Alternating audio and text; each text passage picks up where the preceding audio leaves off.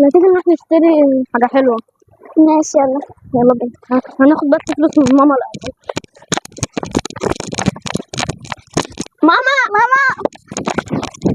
عايزين فلوس نجيب حاجة حلوة. هو انتوا عايزين ايه؟ في ايه؟ عايزين فلوس بقى نروح نشتري حاجة حلوة. يا حبايبي السوبر ماركت من هنا بعيد جدا، مش هتعرفوا تروحوا، ده اولا.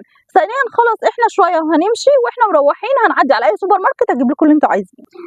ماما لا، ما في واحدة هناك هي بتبيع. عندها الشيبسي اللي احنا بنحبه جدا. ماشي اصبروا. امسكوا. شيبسي ومناديل. شيبسي ومناديل. شيبسي ومناديل. يا حبيبتي ازيك؟ تمام. عايز بكم مناديل؟ اتفضل. كام؟ 5. معكيش فكة؟ لا. أنا مش معايا فكة. طيب طب ما انا برضه مش معايا.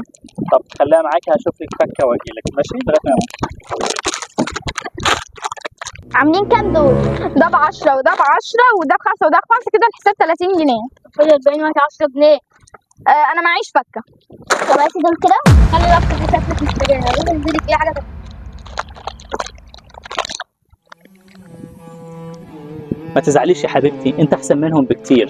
تمام؟ هي في ناس كده أهاليها ما عرفوش يربوها، بس أنت أحسن منهم بكتير. شكرا يا عم. خلي الفلوس الباقية معاكي عشانك، وخدي دول كمان خليهم معاكي، وهاتي شغل تاني واشتغلي وكبري شغلك أكتر من كده. بس دول كده كتير قوي يا عم. معلش كبري شغلك لأن أنت أحسن منهم بكتير. ماشي شكرا. مساء الخير يا فندم. اهلا، مساء النور.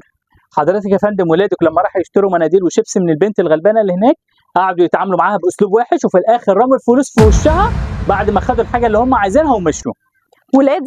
ولادي انا عملوا كده؟ هي فين البنت دي؟ قاعده هناك يا فندم بتبيع، يا ريت حضرتك تقوم تشوفيها. انا متاسفه بالنيابه عنهم. شكرا. ماشي يا فندم. هو انا عايزه افهم حاجه، هو الراجل اللي قاله ده فعلا حقيقي؟ انتوا عملتوا كده؟ طب انتوا ازاي تكلموها بالطريقه دي؟ انتوا تحبوا حد يكلمكم ويعملكم كده؟ يلا بينا نروح تعتذروا لها. يلا يلا يلا، تروحوا تعتذروا لها دلوقتي حالا. يلا يلا.